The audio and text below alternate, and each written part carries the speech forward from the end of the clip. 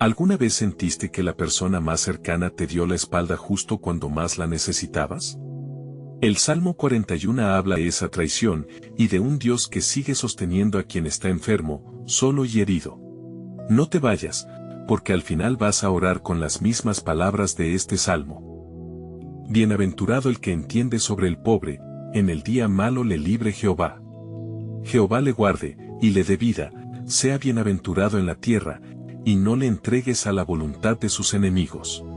Jehová le sustentará sobre la cama de dolor, toda su cama revolviste en su enfermedad. Yo dije, Jehová, ten misericordia de mí, sana a mi alma, porque he pecado contra ti. Este salmo arranca con una bienaventuranza distinta a las que solemos escuchar. Bienaventurado el que entiende sobre el pobre, el que se detiene a mirar la necesidad del otro. Enseguida David conecta esa actitud con una promesa concreta, que Dios mismo sostendrá a esa persona en el día malo, incluso en la cama de dolor de una enfermedad. Fíjate el detalle, toda su cama revolviste, como si Dios estuviera presente hasta en los gestos más pequeños de acompañar a quien sufre. Después David pide algo muy honesto, sana mi alma, porque he pecado contra ti. No separa el cuerpo del alma, ni esconde su falta detrás de su dolor. A veces, cuando estamos cansados o enfermos, buscamos explicaciones afuera, pero David elige la sinceridad, reconoce su parte y pide misericordia sin rodeos. Hay algo más en esos primeros versículos, no le entregues a la voluntad de sus enemigos, como si David supiera que el peligro real no es solo estar enfermo, sino además quedar a merced de quienes buscan hacer daño mientras uno está débil. Esa protección doble, para el cuerpo y para el corazón, es parte de lo que Dios promete a quien vive compasivo con el necesitado. Fíjate que este salmo no arranca hablando de mí, arranca hablando del otro, del pobre, del que necesita que alguien lo entienda. Quizás hoy no tengas una necesidad económica grande, pero seguro conoces a alguien que atraviesa una enfermedad, una pérdida, o simplemente un día malo. La invitación de este primer versículo es concreta, detenerte a entender esa necesidad, no solo notarla de pasada. Puede ser una llamada, una visita, una oración en voz alta por esa persona, o simplemente estar presente sin apurar el consuelo.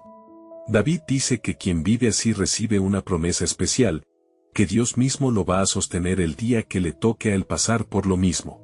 No es una transacción fría, es la manera en que Dios diseñó la comunidad de fe, cuidarnos unos a otros sabiendo que también nosotros vamos a necesitar ser cuidados. Mis enemigos dicen mal de mí, ¿cuándo morirá, y perecerá su nombre? Y si me venía a ver, hablaba mentira, su corazón le amontonaba iniquidad. Salido fuera, hablaba. Congregados murmuraban contra mí todos los que me aborrecían, contra mí pensaban mal para mí. Cosa pestilencial, dicen, se ha pegado en él, y el que cayó en cama, no volverá a levantarse. Aún el varón de mi paz, en quien confiaba, el que comía mi pan, engrandeció contra mí el calcañar. Después de hablar de la misericordia de Dios, el salmo da un giro fuerte. David describe enemigos que le desean la muerte, que hablan mentira en su cara y murmuran a sus espaldas. Pero el golpe más duro no viene de un extraño, viene de alguien cercano, aún el varón de mi paz, en quien confiaba, el que comía mi pan, engrandeció contra mí el calcañar.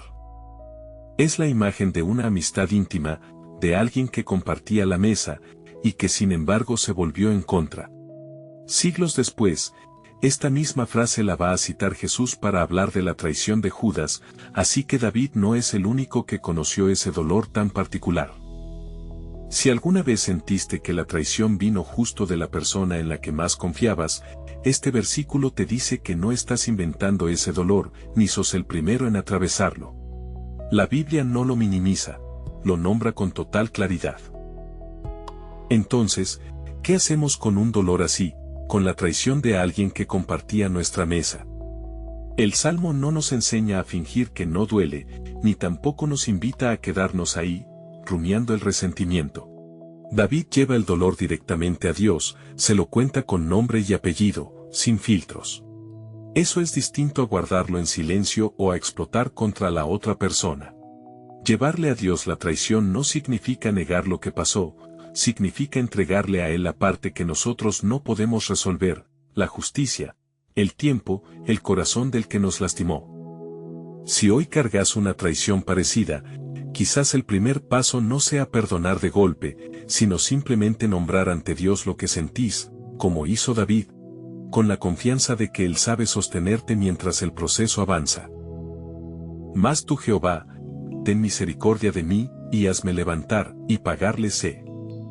En esto conocí que te he agradado, porque mi enemigo no triunfará contra mí. Y yo en mi integridad me has sustentado, y me has hecho estar delante de ti para siempre.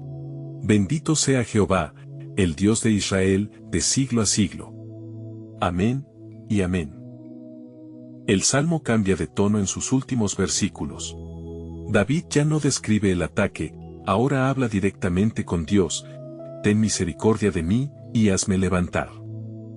Y encuentra una certeza que lo sostiene en medio de la traición: en esto conocí que te he agradado, porque mi enemigo no triunfará contra mí. No dice que el enemigo desaparezca, dice que no va a triunfar, que la última palabra no la tiene quien lo traicionó.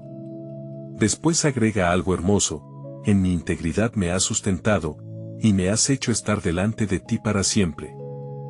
La restauración de David no depende de que el amigo vuelva o pida perdón, depende de que Dios mismo lo sostiene. Por eso el Salmo termina en alabanza pura: bendito sea Jehová, el Dios de Israel, de siglo a siglo, amén y amén. Con este versículo se cierra, además, todo el primer libro del Salterio, como un broche de confianza después de tanto dolor atravesado. Antes de orar, pensá un momento en esa persona o esa situación que sentiste como una traición, y en la certeza de que Dios sigue sosteniéndote en integridad. La oración que sigue nace de este mismo salmo. Señor, hoy vengo a vos con el corazón un poco cansado, porque también yo conocí el peso de sentirme dejado de lado justo por quien más confiaba. Gracias porque no me dejas solo en el día malo, porque hasta en la cama de dolor tu mano sigue presente. Enséñame también a entender al pobre y al necesitado que tengo cerca, a detenerme por esa persona como quiero que alguien se detenga por mí. Sana mi alma, Señor, así como sanás el cuerpo, y ayúdame a ser sincero delante de vos sobre mis propias faltas, sin buscar excusas afuera. Cuando sienta que alguien cercano se volvió en mi contra, recuérdame que vos ya conocés ese dolor de cerca, y que no estoy solo atravesándolo. Dame la fuerza para no responder con el mismo mal, y para entregarte a vos la parte que yo no puedo resolver del perdón. Dame también la confianza de saber que quien me traicionó no tiene la última palabra sobre mi vida. Sosténeme en integridad, como sostuviste a David, y haceme estar delante de ti siempre, hoy y en los días que vienen. Bendito seas, Dios mío, de siglo a siglo. En el nombre de Jesús oro, amén. Si este salmo tocó una herida de traición o de enfermedad que estás cargando, contame en los comentarios cómo te encontró hoy, o deja ahí tu amén, o incluso una breve petición de oración, la voy a leer con cariño. Si